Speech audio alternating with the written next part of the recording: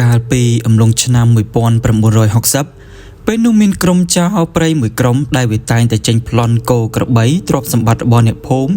យកទៅអស់ច្រើនសន្ធឹកដោយពួកវាមិនបានខ្លាចរអានៅអ្វីឡើយដោយសារតែមេរបស់វាមានឫទ្ធិអំណាចខ្លាំងពូកែវាចេះវេទមន្តមន្តអាគមសណ្ដំបំបាំងកាយនិងចេះអាគមចុងព្រៃពង្រៀងផ្លូវមិនឲ្យរកដានពួកវាឃើញថែមទៀតផងម្ល៉េះហើយក្រោយពេលដែលពួកវាចេញប្លន់ពួកវាមិនដែលមិនសល់ទុកនៅដានឬដំរុយដើម្បីតាមរកពួកវាឲ្យឃើញឡើយរហូតដល់ថ្ងៃមួយវាបានចេញទៅប្លន់នៅក្នុងភូមិកោះកេរដែលក្រុមចៅវាបានប្លន់នឹងសម្រាប់អ្នកភូមិស្លាប់អស់ជាច្រើនអ្នកមិនត្រឹមតែប៉ុណ្ណោះវាថែមទាំងដុតបំផ្លាញផ្ទះរបស់អ្នកស្រុកខ្ទេចខ្ទីអស់ថែមទៀតផងដោយសារតែវាខឹងនឹងក្រុមអ្នកភូមិបានប្រយុទ្ធតទល់ជាមួយនឹងពួកវានៅក្នុងហេតុការណ៍នោះផងដែរមានគ្រួសារចំនួន2ដែលត្រូវបានក្រុមចៅនោះសម្លាប់ចោលស្ទើរតែទាំងអស់នៅសល់តែក្មេងៗ2នាក់តែប៉ុណ្ណោះដែលនៅរស់រានមានជីវិតដោយសារតែឪពុកម្ដាយរបស់ពួកគេបានយកគេទៅលាក់នៅនឹងកុំឫស្សីលុះព្រឹកឡើងទើបអ្នកភូមិគេប្រទះឃើញហើយក៏បានយកក្មេងទាំង2នាក់នោះយកទៅផ្ញើនៅនឹងវត្តមួយដែលមានព្រះចៅអធិការមួយអង្គគង់នៅទីនោះក្រោយមកភូមិកោះគេក៏ត្រូវបានអ្នកភូមិបោះបង់ចោលរហូតคล้ายទៅជាភូមិខ្មោចដែលមានតែផ្ទះប៉ុន្តែពុំមានមនុស្សរស់នៅនោះទេមូលហេតុដែលអ្នកភូមិបោះបង់ចោលនោះគឺដោយសារតែអំឡុងពេលនោះក្រុមចៅវាបានចូលមកប្លន់នៅក្នុងភូមិហើយវាបានលួចកាច់យកព្រះកេសព្រះបដិមាដែលតម្កល់ទុកនៅក្នុងវត្តយកទៅជាមួយដែលរូបព្រះបដិមានោះទៀតសោតគឺជារូបព្រះបដិមាដែលអ្នកភូមិគេគោរពបូជានិងមានជំនឿថាបដិមាមួយនេះមានឫទ្ធីបារមីក្រងថែរក្សាដែលនាំឲ្យអ្នកភូមិគេនេះសុខសប្បាយក៏ប៉ុន្តែក្រោយពេលដែលក្រុមចៅវាលួចយកបដិមានោះទៅស្រុកភូមិក៏កើតកលយុគរាំងភ្លៀង3ឆ្នាំជាប់គ្នាដំណាំស្រែស្រូវបែកប្រេះក្រហែងត្រពាំងបឹងបួររីងស្ងួតងាប់អស់ហើយត្រីសត្វនៅក្នុងទឹកជាច្រើនដើមឈើមិនថាតូចធំក៏ប្រែជាជ្រុះស្លឹកស្លាប់ងាប់ម្ដងមួយរហូតដល់ក្រៀមសម្បកបាក់មែកមកជាអន្លើវាក៏ជាអំពើមួយដែលនាំឲ្យអ្នកភូមិជឿថាភូមិនេះច្បាស់ជាជួបបណ្ដាសាហើយបើសិនជាបន្តរស់នៅទីនេះទៀតច្បាស់ជាពួកគេនឹងស្លាប់បាត់បង់ជីវិតទាំងអស់គ្នាមនុស្សម្នានៅក្នុងភូមិកើតជំងឺស្គមរីងរៃធ្លាក់ខ្លួនឈឺស្លាប់បន្តបណ្ដាក់គ្នារហូតដល់ថ្នាក់គេលែងហ៊ានដើរហើរនៅពេលថ្ងៃថែមទៀតផងបើទោះបីជាអ្នកភូមិគេបាននិមន្តព្រះសង្ឃមកសូត្រមន្តរំដោះគ្រោះយ៉ាងណាឬមួយក៏គេនាំគ្នាធ្វើពិធីសែនព្រេនសុំទឹកភ្លៀងយ៉ាងណាក្តីក៏នៅតែមិនមានភ្លៀងធ្លាក់សូម្បីតែបន្តិចសោះណាហើយបើសិនជាបន្តរស់នៅទីនេះទៀតគឺមានតែជំទាស់នឹងបញ្ជាទេវតាតែប៉ុណ្ណោះម្ល៉េះហើយចុងក្រោយអ្នកភូមិគេក៏នាំគ្នារើចេញពីភូមិនោះម្ដងមួយរហូតដល់ស្ងាត់ភូមិសូម្បីតែព្រះសង្ឃដែលគង់នៅនឹងវត្តក៏លោកនិមន្តចេញពីវត្តអស់គ្មានសល់មិនថាផ្ទះអ្នកស្រុកសាលាសំណាក់ព្រះវិហារនិងកន្លែងគោរពបូជាទាំងឡាយត្រូវបានទុកចោលរហូតបណ្ដោយឲ្យព្រៃដុះព័ទ្ធជុំចិត្តវាហាក់បីដូចជាភូមិនេះត្រូវបានប្រគល់ទៅឲ្យភពភូមិមួយផ្សេងទៀតសម្រាប់គេរស់នៅអញ្ចឹងដែរអ្វីត្បិតតែភូមិទាំងមូលត្រូវបានបោះបង់ចោលក៏ពិតមែនប៉ុន្តែមុនពេលដែលលោកឪឈួនលោកនិមន្តចេញពីវត្ត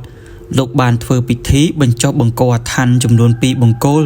នៅខាងមុខខ្លងទ្វារវត្តដោយលោកឪមានសង្ឃដីកាថាពេលណាមួយដែលស្រុកភូមិវិលត្រឡប់មកសភាពដើមវិញគាត់នឹងវិលត្រឡប់មកកាន់ទីនេះវិញដើម្បីបំពេញបុណ្យកុសលបម្រើដល់ព្រះពុទ្ធសាសនាសាកស្រមៃទៅមើលថានៅពេលដែលស្បៃអន្តការចូលមកក្រដណ្ដប់នៅក្នុងភូមិនេះក្នុងវត្តអារាមនេះតើនៅទីនេះនឹងមានសភាពបែបណាទៅរូបសំណាករបស់សត្វសីហៈដែលឈរមាំនៅខាងមុខខ្លងទ្វារនៃព្រះវិហារចម្លាក់នៃពពួកសត្វនិករាជសត្វមកក្បូរក្បាច់រចនាក្នុងបរិវេណវត្តហាក់បីដូចជាមានវិញ្ញាណមានជីវិតអាចកម្រើកនឹងផ្លាស់ទីបានចានក្បានហាក់នៅថ្មីដូចជាមានអ្នកនៅថែរក្សាដូច្នោះដែរតែលំហែនៃភាពសុខដុមឆើតឆាយក៏គ្រាន់តែជាល្បោចនៃផែនដីនេះតែប៉ុណ្ណោះដំណាល ពីអ្នកភូមិកោះកេរឯនេះវិញពួកគេបានផ្លាស់ទីចេញពីភូមិនេះដើម្បីស្វែងរកទីស្នាក់សុខសប្បាយដើម្បីបន្តជីវិតរបស់ពួកគេដោយឡែកលោកឪឈួននិងព្រះសង្ឃ5អង្គព្រមទាំងអ្នកភូមិ2នាក់ទៀតឈ្មោះថាសំអឿននិងឃ្លោកក៏បានសុំលោកទៅជាមួយផងដែរដោយទាំងពីរមានទំនួលខុសត្រូវខាង3ក្មេងកំព្រាទាំង2នាក់នោះដែលពេលនោះផងដែរពួកគេទាំង2នាក់នោះមានអាយុជាង3ឆ្នាំទៅហើយដោយលោកបានដាក់ឈ្មោះឲ្យពួកគេទាំង2នាក់នោះថានីដននិងនីដាំលោកនិមន្តអស់រយៈពេល7យប់7ថ្ងៃទើបលោកនិមន្តទៅដល់វត្តមួយដែលមានព្រះសង្ឃគង់នៅទីនោះតែ3អង្គតែប៉ុណ្ណោះដោយមានព្រះសង្ឃមួយអង្គមានប្រជញ្ញមាយុចាស់វស្សាជាងគេដែលលោកអាចកត់សម្គាល់ឃើញថាព្រះអង្គគឺជាព្រះចៅអធិការវត្តចំណែកព្រះអង្គផ្សេងទៀតមើលទៅលោកហាក់មានព្រះជន្មមិនសូវជាចាស់វស្សាអីប៉ុន្មាននោះទេទៅដល់ទីអារាមនោះលោកឪឈួនលោកក៏បានសុំការអនុញ្ញាតព្រះចៅអធិការវត្តនោះដើម្បីគង់ស្នាក់នៅទីនោះផងដែរចំណែកព្រះចៅអធិការដែលគង់នៅនឹងវត្តនោះទៀតសោតលោកក៏មិនមានចិត្តចង្អៀតចង្អល់អ្វីនោះទេព្រោះសុទ្ធតែជាអ្នកបួសបម្រើព្រះពុទ្ធសាសនាដូចតែគ្នា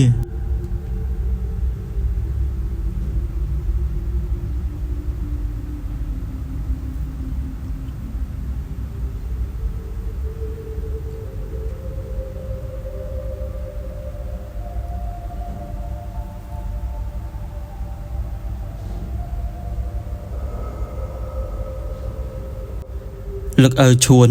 លោកគង់នៅនឹងទីអារាមនោះអស់រយៈពេលជាច្រើនឆ្នាំចំណេជេការយូរទៅក្មេងៗទាំងពីរដែលអ្នកភូមិយកមកផ្ញើនឹងលោកឪនោះពួកគេក៏បានធំពេញរូបពេញរាងអស់ទៅដោយនាយទាំងពីរអ្នកនេះពួកគេស្រឡាញ់គ្នាដូចជាបងប្អូនបង្កើតអញ្ចឹងបើសិនជាមានចំណីអ្វីតែបន្តិចគេក៏កាច់នំចំណីនោះចែកគ្នាហូបមិនដែលភ្លេចគ្នានោះឡើយហើយពួកគេទាំងពីរអ្នកនេះតែងតែចេញទៅបិណ្ឌបាតជាមួយលោកឪជារឿយៗគ្រាន់នឹងបានជួយកាន់បាយម្ហូបដែលអ្នកភូមិគេបានប្រគេនលោកឪនៅពេលដែលទំនេរពីការងារពួកគេក៏តែងតែជួយបោសសម្អាតទីធ្លាវត្តអារាមដងទឹកដាក់ក្នុងពាងសម្រាប់ព្រះសង្ឃនៅក្នុងវត្តដើម្បីប្រើប្រាស់ក៏ដូចជាដាំទឹកក្តៅទឹកត្រជាក់ឲ្យលោកឪឆាន់អីចឹងទៅពេលទំនេរនាយដននិងនាយដាំតែងតែបបួលគ្នាទៅដើរលេងនៅក្នុងភូមិដើម្បីមើលគេមើលឯងព្រោះនៅក្នុងវត្តគេហាក់មានអារម្មណ៍ថាអបសុខខ្លាំងណាស់អ្វីត្បិតតែអ្នកទាំងពីរនាក់បានធំធាត់ជាមួយគ្នាក៏ពិតមែនក៏ប៉ុន្តែអត្តចរិតរបស់ពួកគេមិនដូចគ្នាទាំងស្រុងឡើយដោយនាយដនគេគឺជាក្មេងម្នាក់ដែលមានអត្តចរិតរឹងរូសបន្តិចប៉ុន្តែគេគឺជាមនុស្សឆ្លាតរៀនឆាប់ចេះចាំចំណាំក៏ឆាប់បានចំណែកនាយដាំឯនេះវិញគេក៏ជាមនុស្សមិនសូវឆ្លាតដូចនាយដននោះឡើយប៉ុន្តែគេមានអត្តចរិតល្អណាស់គេមិនចេះអួតក្អេងក្អាងហើយក៏មិនដែលទៅបង្កចំនួនជាមួយអ្នកណានោះឡើយដែលនាំឲ្យលោកឪពិបាកចិត្តនោះទេខុសប្លែកពីកំឡោះដនគេតែងតែចេញទៅបង្កចំនួនជាមួយអ្នកភូមិដោយសារតែក្រុមក្មេងស្ទាវនៅក្នុងភូមិគេបាននិយាយចំអកលក់លើយដាក់នាយដនដោយគេបាននិយាយថាអាក្មេងអត់ម៉ែអត់ឪដល់តែលើសម្ដីរបស់គេនិយាយអញ្ចឹងនាយដនក៏កើតចិត្តខឹងហើយក៏ស្ទុះទៅវាយជាមួយនឹងក្រុមក្មេងស្ទាវទាំងនោះនេះបើគុំតែបាននាយដាំគេទៅជួយតន់ម្លោះប្រហែលនាយដនត្រូវក្មេងស្ទាវទាំងនោះដាល់ខៀវមុខខៀវមាត់អស់បាត់ទៅហើយណែដនឯងទៅមានរឿងអីជាមួយពួកគេធ្វើអ្វីក្រែងឯងដឹងហើយតើក្រែងពួកនឹងវាមាត់ឆ្កែតែអញ្ចឹងហើយតើយើងមករស់នៅទីនេះគឺដើម្បីសាងអនាគតថ្មីយើងកុំតែមានរឿងជាមួយពួកគេធ្វើអីណាជឿគ្នាទៅប្រសិនបើជួបមុខគេនៅថ្ងៃក្រោយទៀតយើងដើរជិះមុខពួកគេទៅបើគេនិយាយអីក៏ធ្វើជាមិនដឹងមិនឮទៅណាកុំទៅខ្វល់នឹងសម្ដីរបស់ពួកគេធ្វើអ្វីនាយដនក៏តបវិញថាយើងក៏មិនចង់ទៅមានរឿងជាមួយក្រុមអាសូរនោះដែរប៉ុន្តែពួកវាតែងតែនិយាយផ្លែផ្កាឌឺដងឲ្យយើងខ្លាំងពេកនេះបើលេងត្រឹមយើងក៏មិនសូវខឹងប៉ុន្មានដែរប៉ុន្តែពួកវាហ៊ានប្រមាថដល់ឪពុកម្ដាយយើងថែមទៀតផងណាសម្លាញ់អញ្ចឹងហើយ ទើបយើងលេងជាមួយក្រុមពួកវាបន្តិចទៅបើទោះបីជាវាមានគ្នាច្រើនក៏ដោយក៏យើងមិនខ្លាចនោះដែរយ៉ាងណាក៏អរគុណសម្លាញ់ឯងហើយដែលបានមកជួយនាយដាំគេក៏តបទៅវិញថាណាហើយប៉ុណ្ណឹងចុះឥឡូវទៅព្រះវិហារជាមួយគ្នាវិញព្រោះលោកឪឲ្យមកតាមឯងឮថាលោកមានរឿងចង់និយាយជាមួយពួកយើងផងណាទៅប្រញាប់ទៅកុំឲ្យលោកកងចាំយូរនិយាយតែប៉ុណ្ណឹងនាយដននិងនាយដាំក៏នាំគ្នាដើរសំដៅទៅព្រះវិហារវិញទៅនៅតាមផ្លូវនាយដនគេបានហាម5សម្លាញ់របស់គេមិនឲ្យប្រាប់រឿងដែលគេមានចំនួនជាមួយក្រុមនីសូទៅឲ្យលោកឪបានដឹងនោះទេដោយសារតែគេខ្លាចថាលោកឪស្ដីបន្ទោសគេនាយដាំគេបាននិយាយថាបើទោះបីជាយើងមិនប្រាប់លោកឪក៏ដោយក៏លោកឪលោកនៅតែដឹងអញ្ចឹងបើស្នាមជាប់នៅលើមុខរបស់ឯងច្បាស់ម្លឹងទៅហើយណាហើយកុំទៅគិតច្រើនធ្វើអីប្រាប់លោកតាមដំណើរដើមតងទៅគ្នាជឿថាលោកឪលោកមិនបន្ទោសឯងនោះទេនាយទាំងពីរក៏បន្តដើរទៅមុខរហូតទៅដល់ព្រះវិហារ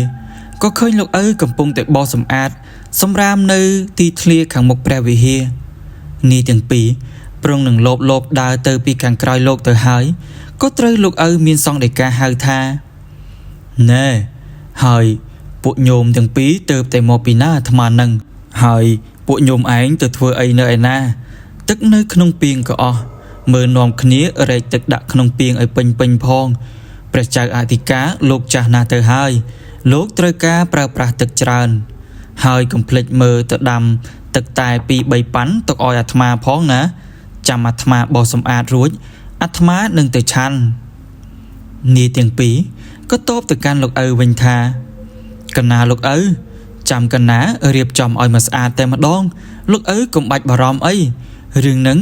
ទុកចិត្តលើពួកខ្ញុំទាំងពីរនាក់ផងទៅចុះនិយាយតែប៉ុណ្ណឹងនាយដននិងនាយដាំក៏នាំគ្នាដើរយ៉ាងលឿនសំដៅទៅខាងក្រោយកុដិដើម្បីទៅយកធុងទឹកដាក់តាមលុះដល់ពេលដែលពួកគេដើរទៅដល់កំពង់ទឹកហើយពួកគេក៏បានប្រទះឃើញបុរសវ័យកណ្ដាលម្នាក់បានស្លៀកពាក់របៀបតាឥសីមានពាក់ខ្សែកងកាមធំវែងមើលទៅទំនងជាធ្ងន់ណាស់ដល់តែគេឃើញបែបហ្នឹងនាយដនគេក៏កេះនាយដាំឲ្យមើលនាយដាំឯងមើលទៅមើលគេនោះដូចជាមនុស្សចម្លែកដល់ហើយវើយមើលទៅគេដូចជាមិនមែនអ្នកស្រុកភូមិយើងនោះទេយើងគិតថានឹងដើរទៅសួរនាំគាត់បន្តិចអីក្រែងលោគាត់ឲ្យរបស់ល្អអីនាយដាំគេក៏តបវិញថាកុំទៅនិយាយរកគេធ្វើអ្វីព្រោះយើងមិនដែលស្គាល់គេនោះឡើយខ្លាចគេប្រកាន់យើងណាព្រោះយើងជាក្មេងអញ្ចឹងទៅសួរនាំគេជាមនុស្សចាស់បើយើងសួរនាំទៅឆ្គងសម្ដីដោយប្រការណាមួយនាំឲ្យកើតចិត្តប្រកាន់នឹងគ្នាណាហើយធ្វើការយើងឲ្យតែល្អទៅខ្លាចលោកឪស្ដីឲ្យណាព្រោះយើងមិនទាន់រែកទឹកដាក់ពេញពាងនៅឡើយរឿងផ្សេងទៀតចាំពេលក្រោយចាំយើងគិតនិយាយដូចនាយដាំក៏ទំនំម្យ៉ាងដែរម្លោះហើយកំឡោះទាំងពីរពួកគេក៏មិនបានទៅចាប់អារម្មណ៍នឹងបុរសម្នាក់នោះទៀតនោះដែរពួកគាត់ក៏បន្តការងាររបស់ពួកគាត់រហូតដល់ចប់សពគ្រប់ទើបនាយទាំងពីរនាំគ្នាទៅអង្គុយនៅខាងមុខកុដិរបស់លោកឪហើយនាយទាំងពីរក៏បានសួរនាំអំពីប្រវត្តិរបស់ឪពុកម្ដាយរបស់គេតើពួកគាត់នៅទីណាទៅហេតុដូចម្ដេចបានជាទុកពួកគេចោលជាមួយលោកឪអញ្ចឹងលោកឪគ្រាន់តែឮសម្ដីរបស់នាយទាំងពីរបែបនេះដំបូងឡើយលោកមិនចង់និយាយប្រាប់ពួកគេនោះឡើយខ្លាចពួកគេគិតច្រើនហើយមានគំនិតចង់សងសឹកជាមួយក្រុមចៅដែលបានសម្លាប់ឪពុកម្ដាយរបស់ពួកគេប៉ុន្តែដោយសារតែពួកគេទាំងពីរនាក់នោះអង្វរករលោកឪខ្លាំងពេកលោកឪក៏ព្រមប្រាប់នៅដំណើរដើមតងគ្រប់យ៉ាងទៅដល់នាយទាំងពីរឲ្យបានដឹងអំពីហេតុការណ៍នៅឆ្នាំនោះដល់សង្ឃដីការបស់លោកឪហើយកាលណានាយដននិងនាយដាំហូរទឹកភ្នែកមកតែម្ដងដោយសារតែពួកគេនឹកអាណិតដល់អ្នកមានគុណទាំងទ្វេរបស់ពួកគេដែលត្រូវបានស្លាប់យ៉ាងអណោចអធមជាទីបំផុតដោយសារតែស្នាដៃរបស់ក្រុមចៅដោយឡែកលោកឪបានទូមាននាយទាំងពីរនាក់នោះមិនឲ្យទៅសងសឹកនឹងក្រុមចៅទាំងនោះឡើយព្រោះពួកគេមានអាគមខ្លាំងពូកែណាស់ហើយរឿងវាកន្លងផុតយូរទៅហើយកសាងជីវិតថ្មីទៅ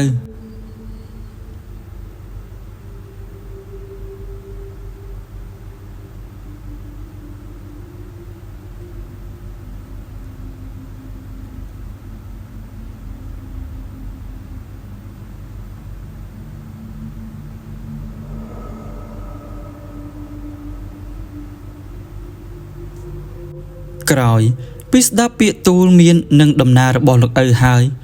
នាយទាំងពីរអ្នកនោះខូចចិត្តណាស់គេចង់វិលត្រឡប់ទៅកាន់ស្រុកកំណើតរបស់ពួកគេវិញដើម្បីទៅគោរពភ្នូររបស់ពុកម្ដាយរបស់ពួកគេប៉ុន្តែលោកឪហាមប្រាមមិនឲ្យទៅនោះទេព្រោះពេលនេះមិនដឹងថាភូមិនេះមានមនុស្សរស់នៅឬក៏អត់នោះឡើយព្រោះអ្នកភូមិគេបានបោះបង់ភូមិនេះចោលយូរណាស់មកហើយប្រសិនបើពួកឯងទៅក៏មិនអាចរកផ្ទះរបស់ឪពុកម្ដាយរបស់ពួកឯងបានឃើញដែរលោកឪឈួនលោកបានបញ្យល់នៅហេតុផលចប់សពគ្រប់នាយទាំងពីរក៏បានសម្រេចចិត្តថានឹងស្នាក់នៅទីនេះបន្តទៀតល្ងាចមួយនាយដនគេបានបបួលនាយដាំទៅដើរលេងនៅឯផ្សារណាមួយគេចង់ទៅទិញខោអាវថ្មីទុកសម្រាប់ពាក់ផងដែរគប់ជួនអីពេលនោះពួកគេក៏បានជួបជាមួយក្រុមនីសូម្ដងទៀតដោយម្ដងនេះ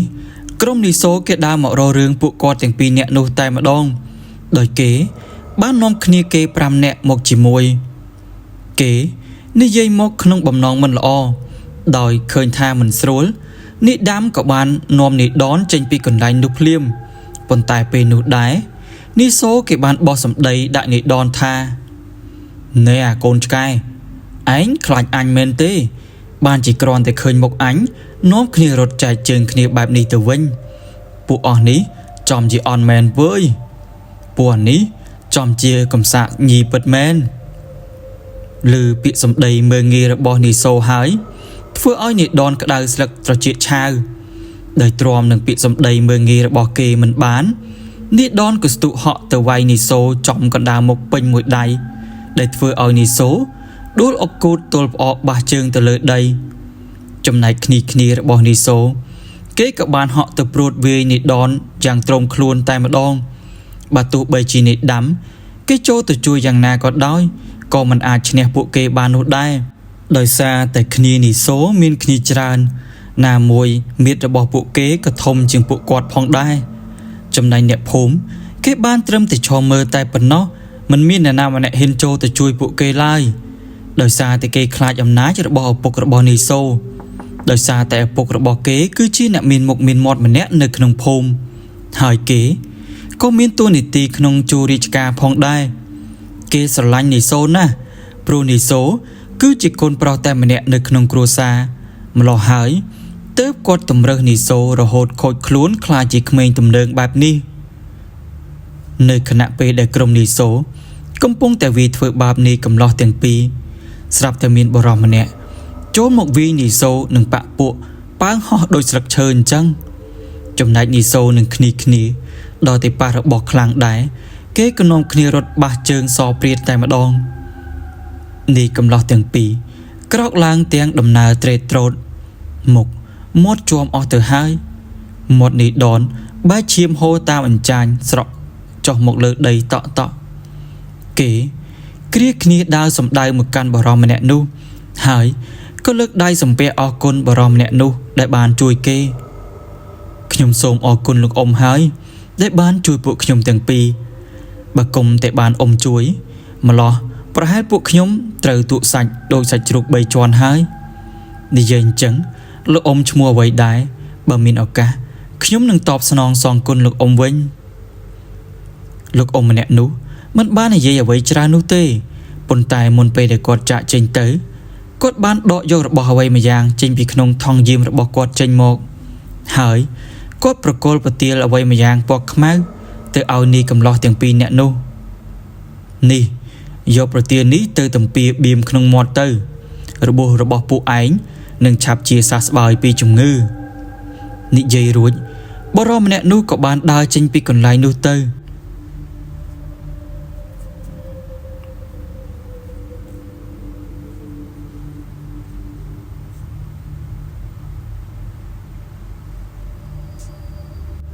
គាត់ហាក់រលាយបាត់ខ្លួនដោយរហ័សគ្រាន់តែនាងទាំងពីរក្រលៀបភ្នែកតែមួយផ្លែតស្រាប់តែបាត់ស្រមោលគាត់ឈឹងបើទោះបីជាគាត់ខំប្រឹងរំពៃភ្នែករកមើលយ៉ាងណាក៏ដោយក៏មិនឃើញគាត់នោះទេដល់រកមិនឃើញបរិសម្នាក់នោះពួកគេក៏គ្រាគ្នាដើរត្រឡប់មកវត្តវិញទៅប៉ុន្តែរឿងដែលអស្ចារ្យនោះគឺគ្រាន់តែពួកគេទំពាប្រទាលខ្មៅនៅអស់ភ្លាម ស្រាប់តែរបួសក្នុងខ្លួនរបស់ពួកគេហាក់បានធូរស្បើយសឹងតែ 100% ទៅហើយវាហាក់បីដូចជាថ្នាំទៅអញ្ចឹងនេះដនគេហាក់ប្រហែលមុខនឹងអ៊ំប្រុសម្នាក់នោះណែដាំឲ្យគ្នាសុំទោសផងណាដែលគ្នានាំឯងឲ្យគេវាយបែបនេះនេះដាំក៏តបវិញថាមិនអីទេយើងត្រូវចេះជួយគ្នាអញ្ចឹងហើយ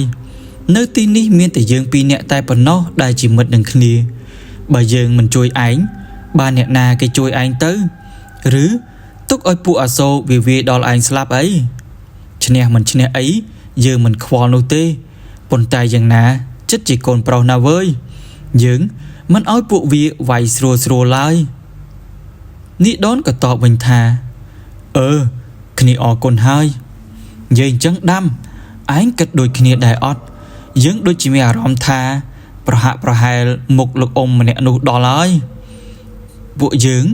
ដូចជាធ្លាប់បានជួបគាត់ម្ដងគាត់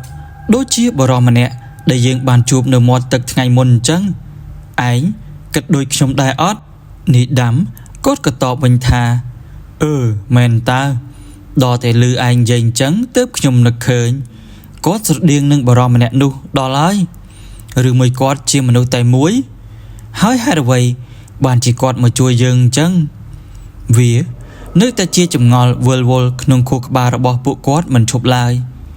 នាយទាំងពីរមិនហ៊ានដើរចូលទៅក្នុងវត្តភ្លាមនោះទេព្រោះគេខ្លាចលោកឪស្ដីឲ្យពួកគេដោយសារតែពួកគេបានដើរទៅខាងក្រៅបង្ករឿងពួកគេក៏បបួលគ្នាទៅអង្គុយលេងនៅមាត់ព្រែកសិនចាំរសៀលបន្តិចចាំនាំគ្នាត្រឡប់ទៅវត្តវិញដល់និយាយត្រូវរើគ្នាហើយពួកគេក៏នាំគ្នាដើរសំដៅទៅមាត់ព្រែកនោះទៅដល់ទីនោះភ្លាមក៏ឃើញថាមានតែពួកគេតែពីរនាក់តែប៉ុណ្ណោះដែលនៅនឹងមាត់ព្រែកនោះមិនមានវត្តមានអ្នកភូមិណាម្នាក់ដើរឆ្លងកាត់ទីនោះឡើយឬអាចនិយាយបានថានៅទីនោះកម្រមានអ្នកដើរទៅមកខ្លាំងណាស់ដោយសារតែនៅទីនោះក្បែរនឹងមាត់ទឹកណាមួយវាមានព្រៃស្មសានមួយកន្លែងដែលអ្នកភូមិគេតែងតែយកសាកសពមកកប់ឬក៏បូជានៅទីនោះហើយគេក៏ជឿទៀតថាព្រៃនេះសម្បូរវិញ្ញាណខ្មោចម្ល៉េះហើយគេមិនហ៊ានដើរកាត់ម្ដុំនេះនោះទេគេខ្លាចខ្មោចលងដោយឡែកនេះទាំងពីរយើងឯនេះវិញគេហាក់មិនសូវខ្លាចនឹងរឿងព្រលឹងវិញ្ញាណខ្មោចអីនោះទេដោយសារតែពួកគេទាំងពីរនាក់គេមកកន្លែងនេះតាំងពីក្មេងៗម្ល៉េះឬមួយអាចនិយាយបានថាតំបន់នេះគឺជាទឹកដីរបស់ពួកគេក៏ថាបាន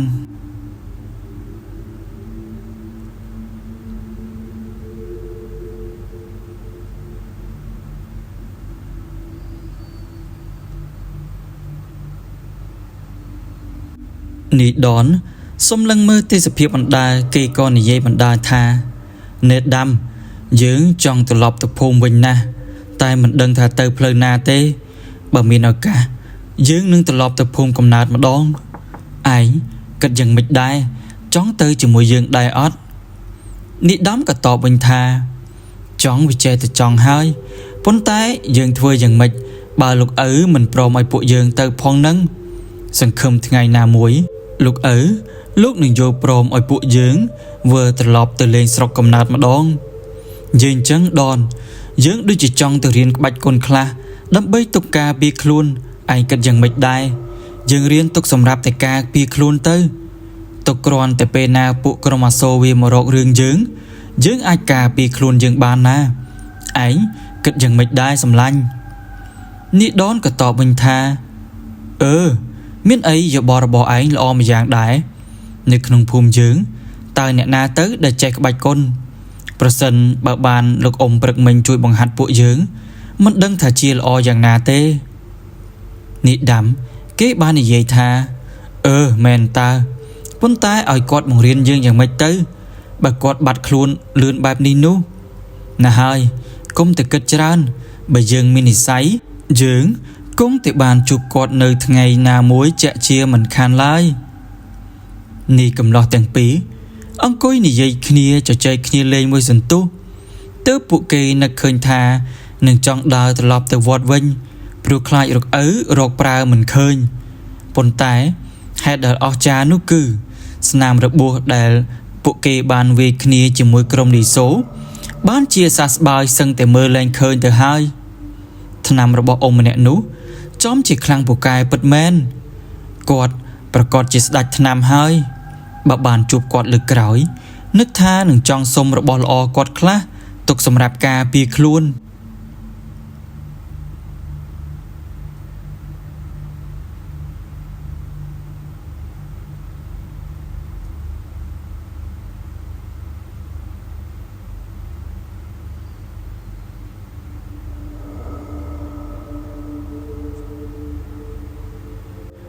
ពួកគេទាំងពីរនាក់ដើរបណ្ដើរជជែកគ្នាបណ្ដើររហូតដល់វត្តស្រាប់តែគេប្រទះឃើញអ៊ំប្រុសដែលបានជួយគេនោះកំពុងតែនិយាយជាមួយលោកឪដល់ឃើញអញ្ចឹងពួកគេភ្ញាក់ផ្អើលយ៉ាងខ្លាំងដោយសារតែពួកគេមិននឹកស្មានថាគេអាចជួបគាត់ម្ដងទៀតនៅទីនេះសោះពួកគេក៏បញ្ញាប់ដើរសម្ដៅទៅកាន់បរិសម្នាក់នោះយ៉ាងលឿនដោយក្តីត្រេកអរជាទីបំផុតប៉ុន្តែគេមិនហ៊ាននិយាយដល់រឿងដែលគេឆ្លោះគ្នាជាមួយក្រុមអ្នកលេងនៅក្នុងភូមិកាលពីព្រឹកមិញនោះទេពេលដែលឃើញនាយកំឡោះទាំងពីរមកដល់ហើយកាន់ណាលោកឪក៏បានប្រាប់អ៊ំប្រុសម្នាក់នោះថាណែមកនេះមកឆាប់ជម្រាបសួរលោកគ្រូអ៊ំទៅគាត់ឈ្មោះថាលោកគ្រូឈុំគាត់គឺជាលោកគ្រូអ៊ំរបស់ពួកឯងកាលពីមុនយើងទាំងពីរនាក់ធ្លាប់ជាសិស្សរួមគ្រូជាមួយនឹងគ្នាក្រោយពេលដែលយើងលាចាកពីលោកគ្រូអ្នកសច្ចាំងក្នុងព្រៃមកគ្រូក៏បានផ្ញើជីវិតក្នុងព្រះពុទ្ធសាសនាចំណែកលោកគ្រូអ៊ំរបស់ពួកឯងគេចេះតែដើរហើរមិនឈប់ជួនក៏មកសំណាក់នៅឯវត្តជួនក៏ធ្វើដំណើរត្រាច់ចរពីទីកន្លែងមួយទៅទីកន្លែងមួយហើយពួកយើងបានបែកគ្នាយូរឆ្នាំណាស់មកហើយពុំដែលបានជួបគ្នានោះទេទើបតែថ្ងៃនេះមិនដឹងជាសំណាងអ្វីទើបបានបណ្ដាលឲ្យពួកយើងបានមកជួបគ្នាម្ដងទៀតលោកគ្រូឈុំលោកបានដកដង្ហើមធំបន្តិចហើយគាត់បាននិយាយថានឹកដល់ថ្ងៃនោះខ្ញុំពិតជាសោកស្ដាយខ្លាំងណាស់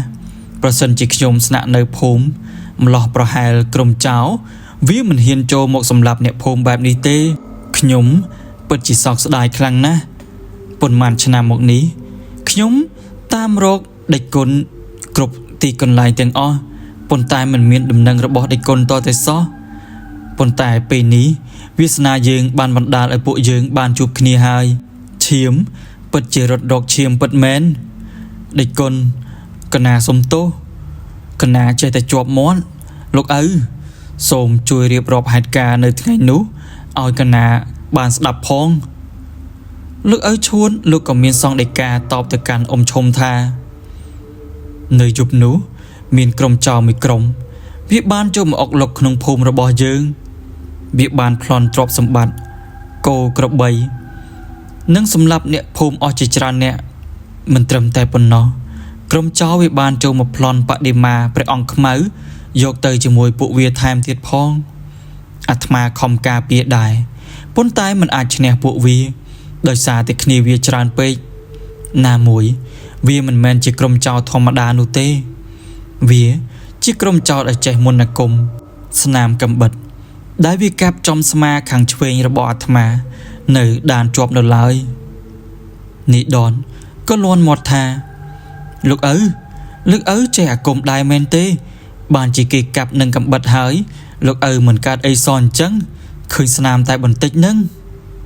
ឬមួយលោកឪមានរបស់ល្អអ្វីការពារឲ្យខ្ញុំសុំមើលបន្តិចមកឬសំដីនីដនបែបហ្នឹងលោកឪលោកសើចបន្តិចហើយលោកក៏បានងាកក្រោយបង្ហាញស្នាមសាក់ឲ្យពួកគេបានឃើញនេះហើយនេះគឺជាសាក់បញ្ចុះអថ័នយន្តស្បែកគង់ដែលលោកគ្រូរបស់យើងបានសាក់បញ្ចុះឲ្យយើងនិងលោកគ្រូអ៊ំរបស់ពួកឯងយន្តនេះការពាររឿងកាប់មិនមុតប៉ុន្តែយើងក៏មិនត្រូវប្រមាថនោះដែរនីដនគាត់បើកភ្នែកធំសម្លឹងមើលទៅស្នាមសាក់នោះលោកឪយន្តនេះពូកែដល់ថ្នាក់នឹងផងមែនទេអ៊ំឈុំគាត់ក៏តបវិញថាមិនពូកែយ៉ាងម៉េចឯងមើលទៅស្មារបស់លោកទៅបើល្មមអីស្មានឹងប្រកាសជាបាត់ហើយយន្តនេះគ្រូយើងជាអ្នកប្រសិទ្ធិដែលផ្ទាល់ដៃណាវើយ ពួកឯងជាក្មេងចំនួនក្រោយឯងមិនទាន់ស្គាល់របស់ខ្លាំងនោះទេតើតែបានជួបផ្ទាល់ម្ដងបានដឹងថារបស់ខ្លាំងល្អប៉ុណ្ណាហើយនៅក្មេងណាស់ឯងមិនទាន់ស្គាល់ការរាក់ជ្រៅឡើយត្រូវការពេលវេលាសម្រាប់វឹកហាត់បន្ថែមទៀតទើបបានឮសម្ដីលោកគ្រូឈុំនិយាយហើយនេះដនគេក៏បានសុំគាត់ដើម្បីធ្វើជាគ្រូព្រោះគេចង់រៀននៅក្បាច់គុណនិងមន្តវិជ្ជាការខ្លះទុកសម្រាប់ការពារខ្លួនព្រោះសម័យកាលនោះប្រសិនបើមិនចេះអ្វីសោះវាហាក់បីដូចជាមនុស្សដំឡូងមូលអញ្ចឹងបើចេញទៅខាងក្រៅមិនខុសអីអំពីចេញទៅឲ្យគេធ្វើបាបនោះឡើយអញ្ចឹងលោកគ្រូជួយបង្រៀនពួកខ្ញុំផងទៅបង្រៀនពួកខ្ញុំយកតែបុណ្យទៅចេះតែប៉ុន្មានក្បាច់ក៏បានដែរណាលោកគ្រូឈុំលោកបាននិយាយថាមិនមែនយើងចង់បង្រៀនឯងក៏បង្រៀនបាននោះទេប៉ុន្តែរឿងរៀនក្បាច់គុណរឿងរៀនមន្តអាគមនោះមិនមែនចេះតែចង់រៀនគឺរៀនបានឡើយវាទាមទារឲ្យយើងចេះអត់ធ្មត់និងមានទេពកោសល្យពីកំណើតផងដែរយ៉ាងណាយើងក៏មិនចង់ឲ្យពួកឯងរៀននៅមន្តវិជ្ជាទាំងនោះឡើយព្រោះកាលណាបើរៀនចេះចាំហើយទៅណាមកណាក៏តែងតែមានគេអ្នកចង់សាកអាគមឬក៏ចង់សាកក្បាច់គុណជាមួយរហូតនឹងជីវិតបែបនេះវាមិនស្រួលនោះទេចំណែកលោកឪឈួនឯនេះវិញលោកក៏យល់ស្របតាមសម្ដីរបស់លោកគ្រូឈុំផងដែរណាហើយពួកឯងទាំងពីរកុំចង់ទៅរៀនអី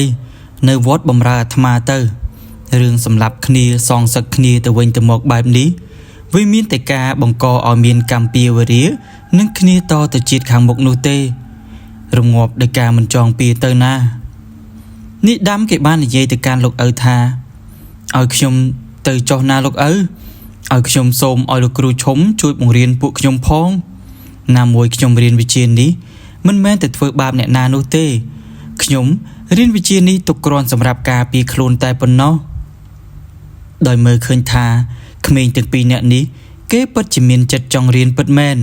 ណាមួយលោកគ្រូឈុំគាត់ហាក់មាននិស្ស័យជាមួយក្មេងទាំងពីរនាក់នេះផងលោកគ្រូឈុំក៏បានសម្រេចចិត្តថានឹងយកពួកគេទាំងពីរនាក់នេះធ្វើជាសិស្សគុណតែម្ដងដោយគាត់នឹងបង្ហាត់បង្រៀននៅមន្តវិជ្ជាការទាំងឡាយដែលគាត់ចេះទៅឲ្យពួកគេក្នុងរយៈពេល3ខែក្រោយគាត់នឹងត្រូវចាក់ចេញពីទីកន្លែងនេះហើយចំណែកលោកឪលោកក៏មិនបានទៅជំទាស់នឹងការតាំងចិត្តរបស់នាយកំឡោះយើងទាំងពីរនាក់នោះដែរព្រោះពួកគេចាប់កំណើតមកគឺសម្រាប់រៀនមន្តវិជ្ជាការទាំងនេះទៅហើយលោកឪលោកបានប្រាប់ឲ្យនាយទាំងពីរនាក់នោះ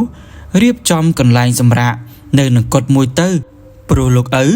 លោកមានរឿងជាច្រើនត្រូវនិយាយគ្នាជាមួយនឹងអ៊ំឈុំណាមួយលោកឪនិងអ៊ំឈុំ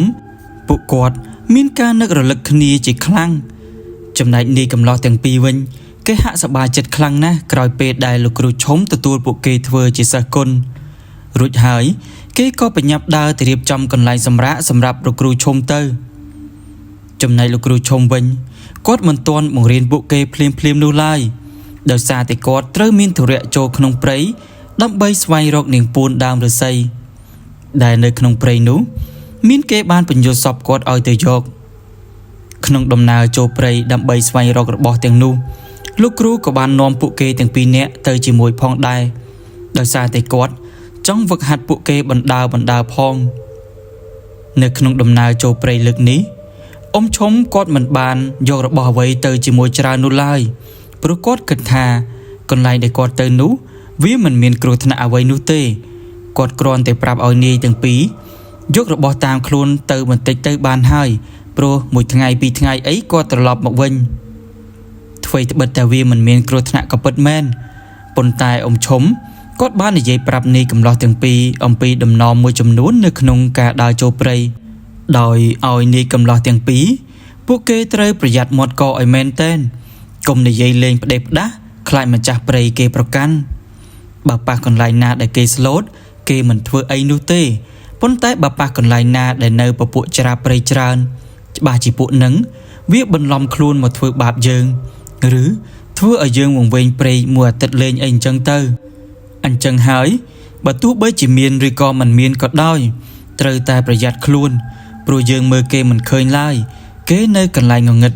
យើងនៅកន្លែងភ្លឺ លោកគ្រូឈុំនឹងនាយទាំងពីរធ្វើដំណើរអស់រយៈពេលជាងកន្លះថ្ងៃទើបបានមកដល់ភូមិព្រៃឫស្សីមួយកន្លែងនៅក្នុងព្រៃជ្រៅប៉ុន្តែទីនេះពីមុនមកធ្លាប់មានមនុស្សរស់នៅច្រើនណាស់ក្រោយមកភូមិនេះត្រូវបណ្ដាសាហើយក៏កើតនៅជំងឺអាសន្នរោគស្លាប់មនុស្សអស់ជាច្រើនអ្នកភូមិនាំគ្នាបោះបង់ភូមិនេះចោលហើយភូមិនេះក៏ដុះដើមឫស្សីជាច្រើនសឹងតែក្របដណ្ដប់ទីនេះទាំងមូលទៅហើយនៅទីនោះក៏មានប្រាសាទបុរាណមួយផងដែរដែលទីនោះធ្លាប់ជាទីសក្ការៈបូជារបស់អ្នកភូមិប៉ុន្តែឥឡូវត្រូវព្រៃឫស្សីព័ទ្ធជុំចិត្តមើលទៅចាក់ស្រេះពេញទាំងតួប្រាសាទ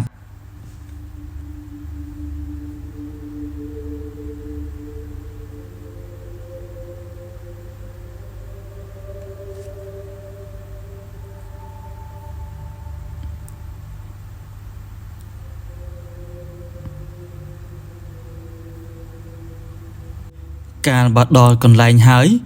លោកគ្រូឈុំគាត់ក៏បានហៅនាយទាំងពីរឲ្យមកក្បែរណែឯងទាំងពីរឃើញដំបូកទួនោះទេតិចច្រឡំថាជាកន្លែងដែលមានដីដោះអីទៅវាជាភ្នូររបស់អ្នកភូមិដែលស្លាប់ហើយត្រូវគេយកមកកោបក្បែរនឹងព្រលឹងវិញ្ញាណរបស់ពួកគេនៅតែវល់មិនទាន់ទៅចាប់ជាតិនោះឡើយអ្នកខ្លះក៏កើតជាពស់ធំនៅចាំកំណប់នៅប្រាសាទនោះក៏មានដែរវើយអញ្ចឹងហើយពួកយើងបើបានឃើញរបស់អីកុំយករបស់គេផ្ដេសផ្ដាសឲ្យសោះណាប្រយ័ត្នម្ចាស់គេតាមមកយករបស់គេវិញពេលដែលទៅដល់ទីតាំងហើយលោកគ្រូឈុំគាត់ក៏ចាប់យកធូប3សរសៃយកមកអុជហើយក៏ចាប់បួងសួងសុំរបស់ដែលអ្នកថែរក្សានៅទីនោះយកទៅថែរក្សាបន្តសូមអស់លោកដែលថែរក្សានៅទីប្រាសាទនេះសូមបង្ហាញផ្លូវឲ្យខ្ញុំបានយករបស់ដែលអស់លោកថែរក្សាយកទៅទុកផងទៅចោះអ្វីត្បិតអីខ្ញុំយករបស់នោះក៏មិនមែនទុកជាសម្បត្តិផ្ទាល់ខ្លួននោះទេខ្ញុំយករបស់នេះយកមកទុកសម្រាប់ឲ្យក្មេងទាំងពីរនាក់នេះគេយកទៅថែរក្សាបន្តនិយាយរួចលោកគ្រូឈុំគាត់ក៏ចាប់លើកដៃប្រណម្យឡើងសូត្របរិកម្មគាថាបាលី4មេ5មេហើយគាត់ក៏ដកយកកំបិតអាគមដែលគាត់សៀតនៅនឹងចង្កេះយកមកប្រណម្យឡើងហើយក៏ចាក់ចូលទៅក្នុងដីមួយទំហឹងរំពេចនោះស្រាប់តែមេឃដែលបើកថ្ងៃក្តៅហែង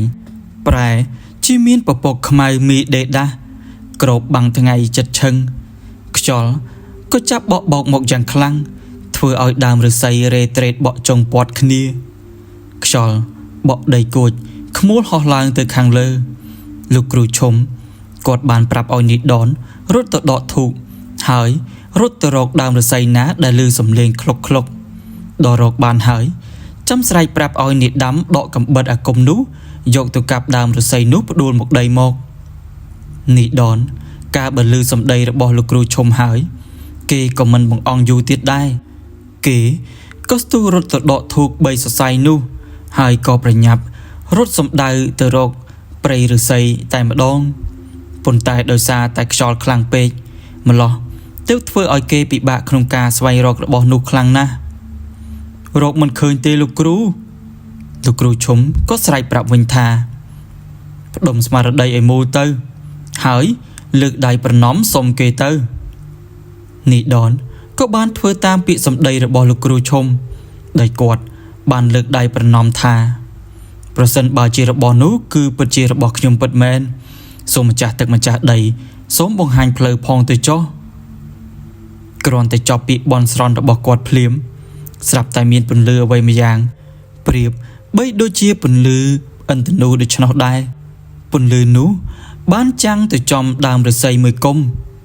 គេក៏ប្រញាប់រត់ទៅសំដៅកន្លែងដែលគេបង្ហាញផ្លូវនោះហើយក៏បានឃើញដើមឫស្សីមួយមើលទៅដូចជាមានអ្វីមួយយ៉ាងនៅក្នុងនោះគេដឹងហើយថា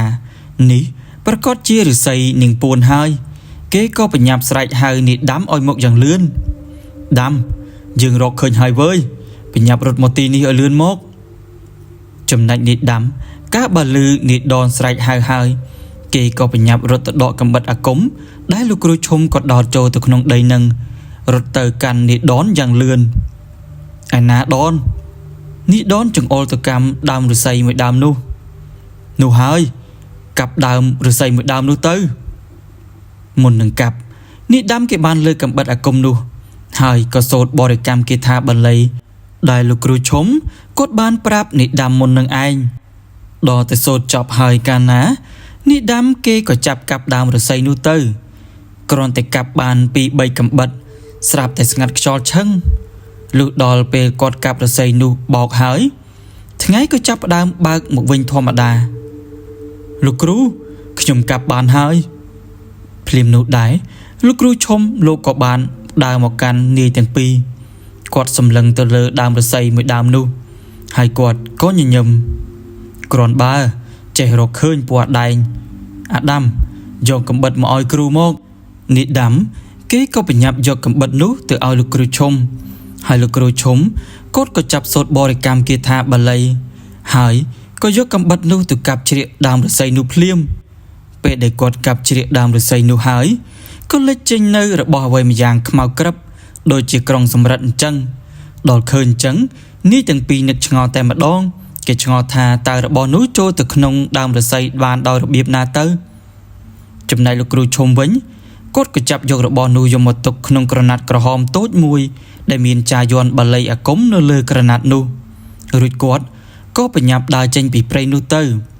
ទីនោះមិនសមប្រកបជាទីស្នាក់អាស្រ័យរបស់ពួកគាត់ឡើយដោយសារតែពេលនោះម៉ោងជាង5ល្ងាចទៅហើយបើត្រឡប់ទៅវិញក៏មិនទាន់ដែរម្ល៉េះហើយលោកគ្រូឈុំគាត់បានសម្រេចចិត្តថានឹងទៅស្នាក់នៅចុងព្រៃមួយកន្លែងដែលគាត់ធ្លាប់សម្រាកនៅទីនោះពីមុនមកលោកគ្រូឈុំគាត់បានប្រាប់ឲ្យនាយកំឡោះទាំងពីរដើររកគល់អស់ងាប់យកមកដុតបំពួកភ្លើងនៅយប់នោះដើម្បីការពារសត្វមូសមិនឲ្យវាមកខាំពួកគាត់បានលុះប្រលប់កាលណាពួកគាត់ក៏រៀបចំអាំងត្រីមួយកន្ទុយដែលបានដាក់មកតាមខ្លួននោះសម្រាប់ជាអាហារនៅពេលប្រលប់នោះទៅ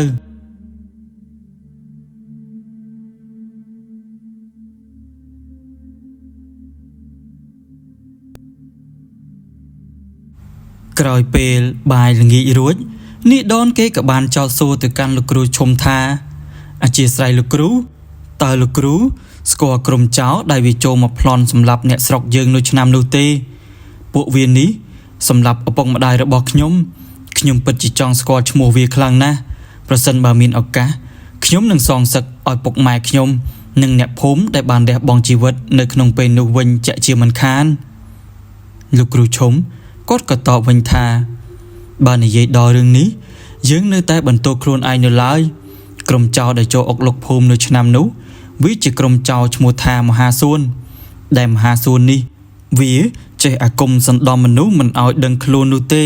អញ្ចឹងហើយបានជាវាចូលប្លន់ភូមិម្ដងកម្រមានអ្នកណាដឹងអំពីដំណើររបស់ពួកវានោះឡើយហើយកូនចៅរបស់មហាសួនសុទ្ធតែបានបញ្ចុះអាគមស្បែកគង់នៅនឹងស្បែករបស់ពួកគេគ្រប់គ្នាអញ្ចឹងហើយបានជាគេនាំគ្នាដាក់រហស្សនាមឲ្យក្រុមចោរនេះថាជាក្រុមចោរស្បែកគង់នេះដាំគេក៏ចោទសួរលោកគ្រូឈុំទៀតថាអញ្ចឹងមហាសួនជាកូនសិស្សរួមគ្រូជាមួយលោកគ្រូដែរមែនឬទេលោកគ្រូអញ្ចឹងបានជាគេមានស្បែកគង់ដែរលោកគ្រូឈុំឮហើយគាត់ក៏សើចគាត់ក៏និយាយវិញថាអាកំឡោះអាគមស្បែកគង់នេះមិនមែនមានអ្នកចេះតែម្នាក់ពីរនាក់ឯណាមានមនុស្សច្រើនណាស់ដែលក៏ចេះអាគមនេះគ្រាន់តែការប្រព្រឹត្តរបស់មនុស្សមានវត្ថុបំណងខុសៗពីគ្នាតែប៉ុណ្ណោះប៉ុន្តែពួកដែលវាសាងបាបបែបនេះវាគង់តែអន្តរាយនៅថ្ងៃណាមួយទេនេះដនគេបានសុំឲ្យលោកគ្រូបញ្ចុះយន្តស្បែកគង់ដល់គេផងដើម្បីទុកគ្រាន់ការពារខ្លួនលោកគ្រូជួយបញ្ចុះយន្តស្បែកគង់ឲ្យខ្ញុំទាំងពីរនាក់ផងលោកគ្រូឈុំក៏តបថាឯងចង់បញ្ចុះក៏បញ្ចុះបានមែនបើដល់ពេលឯងនឹងទទួលបានអ្វីនៅឯងចង់បានហើយមិនបាច់ទាមទារពីយើងទេណាហើយដេកទៅយប់ហើយព្រឹកស្អែកយើងត្រូវស្រុតដំណើរត្រឡប់ទៅវិញផងនេះទាំងពីរក៏ឈប់សួរលោកគ្រូសួនព្រោះមើលតែគាត់ក៏ហាក់អស់កម្លាំងនឹងការធ្វើដំណើរផ្លូវឆ្ងាយផងដែរគាត់ប្តីខ្លួនសម្រានទៅលើគល់ឈើមួយដើមដែលដុះនៅក្បែរនោះចំណែកនេះទាំងពីរនាក់មិនបានសម្រានលក់ស្កប់ស្កល់នោះទេដោយសារតែពួកគេផ្លាយកន្លែងណាមួយនៅក្នុងព្រៃអាកាសធាតុត្រជាក់ពេកបណ្ដាលឲ្យពួកគេមានអារម្មណ៍ថាត្រជាក់ចុងដៃចុងជើងយ៉ាងម៉េចមិនដឹងនោះទេព្រឹកព្រលឹមស្រាង សំឡេងសត្វព្រៃយំត្រសងគ្នាពីដើមឈើមួយទៅដើមឈើមួយសត្វអែតអូតស្រែកយំខ្វាក់ខ្វាក់ពីក្នុងព្រៃលេចចេញជាសំឡេងតន្ត្រីបែបភ័យរន្ធត់ទៅវិញត្របាញ់ជាអារម្មណ៍ខ្លាចរអាផ្សារភ្ជាប់ជាមួយនឹងទឹកសន្សើមដែលធ្លាក់មកយ៉ាងត្រជាក់ស្រឹបផ្អឹបជាប់នៅអាបដែលធ្លាក់បាំងអស់នៅសម្រស់ធម្មជាតិទាំងឡាយឲ្យคล้ายជាភពផែនដីមួយផ្សេងទៀតនៃការឆ្លងភពឆ្លងពេលវេលាទៅកាន់សម័យកាលមួយផ្សេងទៀតលោកគ្រូឈុំលោកបានប្រាប់ឲ្យនាយកំឡោះទាំងពីរត្រៀមរៀបចំអីវ៉ាន់ទៅព្រោះពួកគាត់ត្រូវចេញដំណើរហើយនាយកំឡោះទាំងពីរកាលបើឮសម្ដីរបស់លោកគ្រូឈុំហើយគេក៏ប្រញាប់ប្រញាល់រៀបចំអីវ៉ាន់ដើរតាមពីក្រោយគាត់ប៉ុន្តែលើកនេះលោកគ្រូឈុំគាត់មិនបានដើរតាមផ្លូវចាស់ដែលគាត់ដើរពីមុននោះទេដោយលោកគ្រូឈុំគាត់បាននាំពួកគេដើរកាត់ព្រៃមួយគាត់ថាពួកគេដើរកាត់ប្រហែលជាកន្លះម៉ោងតែប៉ុណ្ណោះគ្រាន់តែដើរផុតព្រៃនោះភ្លាមស្រាប់តែពួកគេបានដើរមកដល់ភូមិវិញល្មមដល់ឃើញបែបនឹងហើយនេះដាំគេក៏លាន់មាត់ថាហាលោកគ្រូយើងមកដល់ភូមិហើយម៉េចបានជាលឿនម្លេះ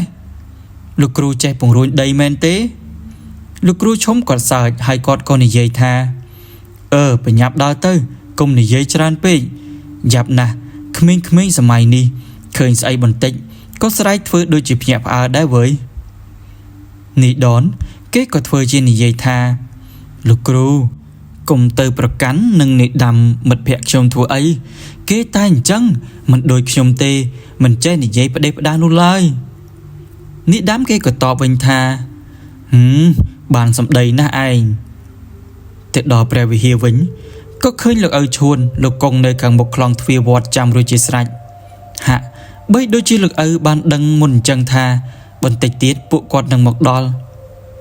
យ៉ាងម៉េចហើយញោមឈុំហើយបានរបស់នឹងដែរអត់លោកគ្រូឈុំគាត់ក៏ចាប់ទាញយករបស់នោះចេញពីក្នុងថង់យាមរបស់គាត់ចេញមកហើយគាត់ក៏ប្រញាប់យករបស់នោះទៅឲ្យលោកឪដើម្បីធ្វើពិធីកម្មប្រសិទ្ធិរបស់នោះឲ្យคล้ายទៅជារបស់ស័ក្តិសិទ្ធិមុននឹងប្រគល់ឲ្យក្មេងទាំងពីរនាក់នោះយកទៅថែរក្សាបន្តលោកឪឈួនលោកក៏ទទួលយករបស់នោះយកមកទុកហើយលោកឪក៏រៀបចំធ្វើពិធីដាស់របស់ទាំងពីរនាក់នោះឲ្យពូកែស័ក្តិសិទ្ធិទុកសម្រាប់ប្រើការទៅតាមតម្រូវការរបស់នាយកំឡោះទាំងពីរអំឡុងពេលដែលលោកគ្រូឈុំស្នាក់នៅវត្តគាត់បានបង្រៀនក្បាច់គុណល្បុក្កតោឲ្យនាយកំឡោះទាំងពីរហាត់សមជារៀងរាល់ថ្ងៃគាត់បានឆ្លៀតបង្រៀនអាគមខ្លះៗទុកសម្រាប់ឲ្យពួកគេទាំងពីរនាក់ការពារខ្លួនផងដែរពួកគាត់ទាំងពីរព្យាយាមហ្វឹកហាត់និងរៀនសូត្រខ្លាំងណាស់មិនថាថ្ងៃមិនថាយប់នោះទេពួកគេរៀនមិនឈប់ឡើយរហូតដល់កាលកំណត់រយៈពេល3ខែដែលលោកគ្រូឈុំក៏ត្រូវចាក់ចេញពីវត្តទៅកន្លែងរបស់គាត់វិញយើងបានបង្រៀនមន្តអាគមដល់ពួកឯងទាំងពីរនាក់សមល្មមដែលអាចទុកប្រើប្រាស់សម្រាប់ការពារខ្លួនបានហើយក្បាច់គុណទាំងអំបាម៉ានដែលយើងបានបង្ហាត់នេះត្រូវវឹកហាត់ឲ្យបានរាល់ថ្ងៃប៉ុន្តែនៅពេលដែលពួកឯងទាំងពីររៀនចេះចាំនៅមន្តអាគមក្បាច់ក្បួនអស់ហើយត្រូវចាំទុកថាហាមប្រើប្រាស់ទៅធ្វើបាបអ្នកណាឬក៏ទៅប្រើប្រាស់នៅក្នុងផ្លូវអាក្រក់ឲ្យសោះជាពិសេសហាមទៅរំលោភកូនប្រពន្ធអ្នកដទៃបើមិនចឹងទេមន្តអាគមទាំងអស់នឹងត្រូវរលាយសាបអស់ហើយរបស់ស័ក្តិសិទ្ធិដែលយើងខំទៅយកមកឲ្យឯងនោះរបស់នោះក៏ត្រូវសាបរលាបអាគមផងដែរអញ្ចឹងហើយត្រូវតែចាំបណ្ដាំរបស់គ្រូទុកណាមុនពេលដែលលោកគ្រូឈុំគាត់ធ្វើត្រឡប់ទៅវិញគាត់បានប្រគល់របស់ពីរយ៉ាងឲ្យទៅនាយកំឡោះទាំងពីរដោយគាត់បានប្រគល់នៅកំបិតអាគមឲ្យទៅនាយដននិងគោបាអាគមឲ្យទៅនាយដាំដោយរបស់ទាំងពីរនោះសុទ្ធសឹងតែជារបស់សំណប់និងជារបស់ខ្លាំងដូចគ្នាចំណែកនាយកំឡោះទាំងពីរវិញគេហាក់មិនចង់ឲ្យលោកគ្រូឈុំត្រឡប់ទៅវិញឡើយប៉ុន្តែដំណើររបស់គាត់មិនអាចមាននរណាម្នាក់អាចខាត់គាត់បានឡើយបើគាត់សម្រេចចិត្តថាធ្វើអ្វីហើយគាត់នឹងធ្វើនឹងឬអាចនិយាយបានថាគាត់គឺជាមនុស្សដែលឯករាជ្យមិនស្ថិតនៅក្រោមអំណាចរបស់នរណាម្នាក់ឡើយដោយខាត់ដំណើរគាត់មិនបានពួកគេក៏បានត្រឹមតែលុតជង្គង់អរគុណដល់លោកគ្រូឈុំក្នុងនាមជាគ្រូមួយថ្ងៃគ្រូមួយជីវិត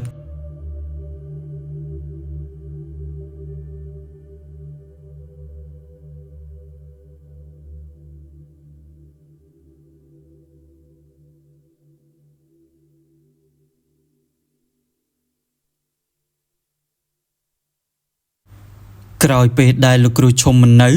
នេះកំឡោះទាំងពីរតែងតែវឹកហាត់មិនឈប់ឡើយពួកគេព្យាយាមវឹកហាត់ណាស់មិនថារៀនអាគមឬក្បាច់គុណមានថ្ងៃមួយនោះ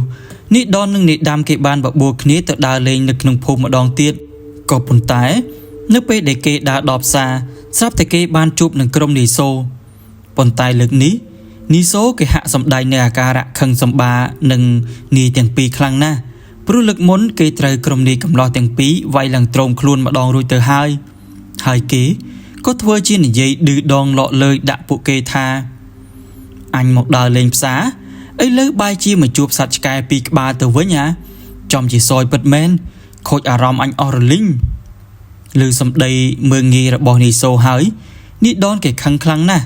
គេមិនអាចទប់ចិត្តបានឡើយគេក៏សួរតបទៅកាន់នីសូវិញថាអាសូឯងថាឲ្យអ្នកណាជាសត្វឆ្កែអំបញ្ញមិញនិយាយស្ដីឲ្យចេះគោរពអ្នកដតីខ្លះផងវើយយើងមកទីនេះមិនមែនមករករឿងឯងនោះទេយើងគ្រាន់តែមកដើរលេងតែប៉ុណ្ណោះនីសូគេក៏និយាយទាំងសម្ដីឆ្លើយថាអាដាមលើកមុនឯងសំណាងមានអ្នកខ្លាំងមកជួយប៉ុន្តែម្ដងនេះឯងត្រូវតែសងអ្វីដែលឯងហ៊ានប្រមាថអញកាលពីលើកមុនពួកអដែងចូលទៅចាប់វាមកឲ្យអញទុកឲ្យអញជាអ្នកប្រដៅវាផ្ទាល់ដៃថ្ងៃនេះភ្លាមនោះគ្នានីសូគេក៏ដើរទៅចូលចាប់នាយទាំងពីរអ្នកនោះដើម្បីឲ្យនីសូដាល់ប៉ុន្តែគ្នាគេទាំងប្រមាណនោះក៏ត្រូវនីដននិងនីដាំដាល់ដួលប្រកាច់ពេញដីដល់ទៅឃើញគ្នាគេត្រូវនីដននិងនីដាំវាយដួលពេញដីហើយនីសូគេកាន់តែខឹងខ្លាំងថែមទៀតគេក៏ដើរចូលទៅវាយទាំងខ្លួនឯងតែម្ដងប៉ុន្តែមានឯណាគ្រាន់តែដើរចូលបានបន្តិចស្រាប់តែនីដនដាល់នីសូមួយដៃឡើងខៀវភ្នែកម្ខាងថ្ងៃនេះអញប្រដៅឯងប៉ុណ្ណឹងប៉ុន្តែបើថ្ងៃក្រោយឯងនៅតែបន្តតាមរករឿងពួកយើងទៀតលើក្រោយយើងនឹងដាក់ឲ្យខ្លាំងជាងនឹងទៅទៀតណាទៅឆាប់ចេញពីមុខយើងឲ្យអស់ទៅនីសូនិងប៉ាក់ពួកក៏ប្រញាប់គ្រាគ្នាទៅផ្ទះវិញយ៉ាងលឿនចំណែកអ្នកភូមិវិញគេហាក់ភ្ញាក់ផ្អើលគ្រប់គ្នាតែម្ដងព្រោះគេមិននឹកស្មានថានីដននិងនីដាំគេខ្លាំងដល់ថ្នាក់នឹងនោះទេព្រោះតែពីមុនគេមិនដែលឃើញនាយទាំងពីរនេះវាយឈ្នះក្រុមនីសូម្ដងណាឡើយប៉ុន្តែម្ដងនេះបែរជាឃើញនាយទាំងពីរវាយក្រុមនីសូរត់បះជើងសព្រាតតែម្ដងដោយសារតែមិនចង់មានរឿងទៀតណាមួយគេក៏អស់អារម្មណ៍ដើម្បីទិញអីវ៉ាន់គេក៏នាំគ្នាដើរត្រឡប់ទៅវត្តវិញទៅដើម្បីធ្វើការងារវត្តដូចសពមួយដងអញ្ចឹងចំណែកនីសូនិងប៉ាក់ពួកវាមិនព្រមឈប់ត្រឹមនឹងនោះទេវាកាន់តែខឹងខ្លាំងថែមទៀតអាសូវាឆ្ងល់ណាស់ថាតើនាយទាំងពីរនឹងលួចទៅរៀនអីនៅឯណាបានជាវាមានក្បាច់គុណខ្លាំងម្ល៉េះអាសូវាមានកម្រងទៅជួលក្រុមអ្នកលេងដែលគេចេះក្បាច់គុណដើម្បីត្រូវប្រដៅនាយទាំងពីរនោះម្ដងកុំឲ្យពួកគេប្រហើនខ្លាំងពេកនីសូគេបានប្រើឲ្យកូនចៅរបស់គេទៅជួបបរិសម្នាក់ដែលគេនោះចេះក្បាច់គុណខ្លាំងពូកែណាស់ហើយគេម្នាក់នោះគឺជាមនុស្សដែលមានចរិតកោងកាចឲ្យតែអ្នកណាឲ្យលុយគេធ្វើអ្វីក៏គេធ្វើដែរគេមិនខ្វល់ទេថាអំពើនោះគឺជាអំពើខុសឬក៏ត្រូវនោះទេឲ្យតែបានលុយគឺគេធ្វើហើយគេម្នាក់នោះឈ្មោះថានិភឿគេចាក់សាក់ឡើងពេញខ្លួនបើអ្នកមិនដឹងគេថានិភឿនេះជាគ្រូអាគមផងនិភឿគេបានទៅជួបនីសូហើយគេក៏យល់ព្រមធ្វើការងារនោះដោយព្រមព្រៀងគ្នានៅក្នុងតម្លៃមួយនីសូ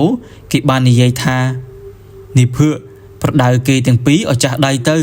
ប្រដៅឲ្យគេរៀងម្ដងកុំឲ្យគេប្រហើនក៏ក្លើននៅថ្ងៃក្រោយទៀតណានិយាយពីនេះកំឡោះទាំងពីរយើងឯណែវិញគេក៏បានទៅរែកទឹកដាក់ពាងទុកសម្រាប់ឲ្យលោកឪនិងព្រះសង្ឃផ្សេងទៀតនៅក្នុងវត្តដើម្បីប្រើប្រាស់ដូចសពមួយដងអញ្ចឹងប៉ុន្តែពេលនោះអំឡុងពេលដែលពួកគេកំពុងតែដើររែកទឹកនៅមាត់ស្ទឹងស្រាប់តែមានបុរសម្នាក់និងប៉ាក់ពួក4នាក់ទៀតលេចចេញមុខមកហើយគេក៏សួរថាអ្នកណាគេឈ្មោះអាដននិងអាដាមវើយឮបែបនេះនេះទាំងពីរក៏និយាយថាខ្ញុំឈ្មោះដនហើយបងមានរឿងអីបានជាមកសួររកពួកខ្ញុំទាំងពីរនាក់អញ្ចឹងបុរសម្នាក់នោះគេអត់និយាយអ្វីទាំងអស់ហើយគេក៏ស្ទុះហក់ទៅធាក់នេះដនធ្លាក់ចូលក្នុងទឹកប្រងទៅឃើញអញ្ចឹងនេះដាំគេស្រឡាំងកាំងតែម្ដង ជុំហើយពួកឯងមកពីណាបានជាមករករឿងពួកយើងបែបនេះទៅវិញយើងមិនដែលមានទំនាស់ជាមួយពួកឯងនោះទេនេះភឿកគេក៏តបវិញថាឯងគ្មានរឿងជាមួយអញតែអញចង់មានរឿងជាមួយពួកឯងភ្លាមនោះដែរ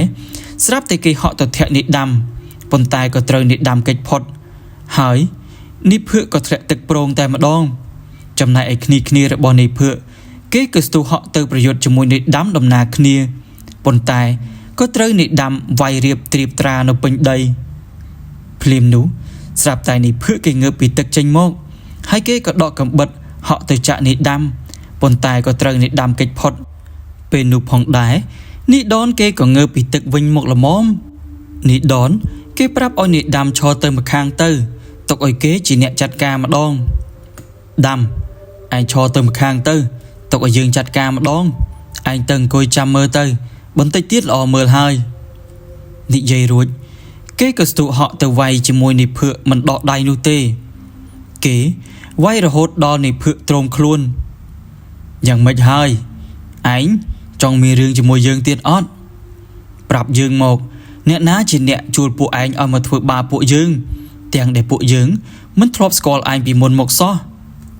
នេះភឿកគេក៏តបវិញថាឈប់ធ្វើបាបខ្ញុំទៅលបងគឺអាសូវាជាអ្នកជួលពួកយើងដើម្បីឲ្យមកធ្វើបាបពួកលបងទាំងពីរកុំធ្វើបាបពួកខ្ញុំអីខ្ញុំខ្លាចហើយលបងនេះដនគេក៏ព្រមដោះលែងនាយទាំងអស់នោះទៅប៉ុន្តែនេះដនគេបានផ្ដាំនេះភឿកថាយើងផ្ដាំឲ្យទៅប្រាប់អាសូរផងវើយបើជាកូនប្រុសកុំលបខំគេដូចសត្វឆ្កែអញ្ចឹងអីទៅឆាប់ចេញពីមុខយើងទៅនេះភឿកនិងក្រុមរបស់គេក៏នាំគ្នារត់ចេញពីកន្លែងនោះបាតជើងសោះព្រាតតែម្ដងក្រោយពីឃើញនេះដនប្រដៅពួកក្រុមក្មេងទំនើងទាំងអស់នោះហើយនេះដាំគេទះដៃសរសើរមិនឈប់សោះអាយ៉ាដនទឹកដៃឯងមិនធម្មតាទេនេះបើលោកគ្រូឃើញមិនដឹងថាគាត់សរសើរយ៉ាងណាទេតែយ៉ាងហ្នឹងគ្នាតាមឯងលែងទាន់ហើយវើយនេះដនគេក៏តបវិញថា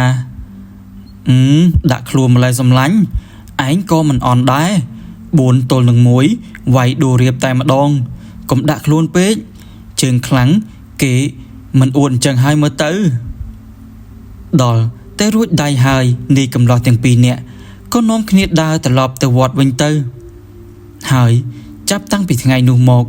ក្រុមរបស់នីសូនេះភឿកក៏មិនដែលហ៊ានមករករឿងនេះកំឡោះយើងទាំងពីរនាក់ម្ដងទៀតឡើយប្រហែលជានីសូគេដឹងហើយថានេះកំឡោះទាំងពីរយើងពិតជាខ្លាំងពូកែពិតមែនបើសិនជាទៅប្រយុទ្ធឬទៅរករឿងជាមួយក្រុមនេះកំឡោះយើងទាំងពីរមិនខុសអីពីចូលទៅឲ្យនាយកំឡោះយើងទាំងពីរដាល់ឲ្យខៀវមុខដូចលើកមុននោះឡើយពួកគាត់ទាំងពីរនាក់គោរពតាមពាក្យលោកគ្រូឈុំគ្រប់ម៉ាត់ព្រោះដំណំនៃការរឿងរៀនមន្តអាគមនេះប្រសិនបើរៀនគ្មានគ្រូអាចនឹងបែកអាគមខ្លាចជាធ្មប់ក៏មានដែរអញ្ចឹងហើយរឿងរៀនរបៀនអាគមអីអស់នឹងបើរៀនក៏ត្រូវតែមានគ្រូឲ្យត្រឹមត្រូវហើយក៏ត្រូវគោរពតាមច្បាប់ក្បួនឲ្យបានខ្ជាប់ខ្ជួនផងដែរអ្វីត្បិតតើនាយកំឡោះទាំងពីររបស់យើងចេះនៅមន្តអាគមនិងក្បាច់គុណខ្លាំងពូកែក៏ពិតមែនក៏ប៉ុន្តែពួកគេក៏នៅតែបន្តស្នាក់នៅវត្តដើម្បីបម្រើលោកឪដូចពីមុនអញ្ចឹងដោយពួកគេគិតថាលោកឪលោកព្រាយបីបានដូចជាឪពុកម្ដាយទី2របស់ពួកគេដែរក៏ប៉ុន្តែយ៉ាងណាក៏ដោយគំនុំសងសឹកឈាមដល់ឈាមពួកគេនៅតែនឹករលឹកដិតដាមនៅក្នុងបេះដូងមិនដែលបំភ្លេចឡើយដោយសារតែអ្នកមានគុណរបស់ពួកគេត្រូវបានក្រុមចៅមហាសួនសម្លាប់យ៉ាងព្រៃផ្សៃជាទីបំផុតហើយពួកគេក៏នឹងតែនៅរងចាំឱកាសល្អណាមួយមកដល់គេនឹងវិលត្រឡប់ទៅកាន់ភូមិស្រុកកំណើតរបស់គេវិញដោយក្នុងគោលបំណងទី1គឺដើម្បីទៅគោរពព្រះវិញ្ញាណក្ខន្ធរបស់ឪពុកម្ដាយពួកគេទី2គឺដើម្បីត្រឡប់ទៅសងសឹកឲ្យឪពុកម្ដាយរបស់ពួកគេ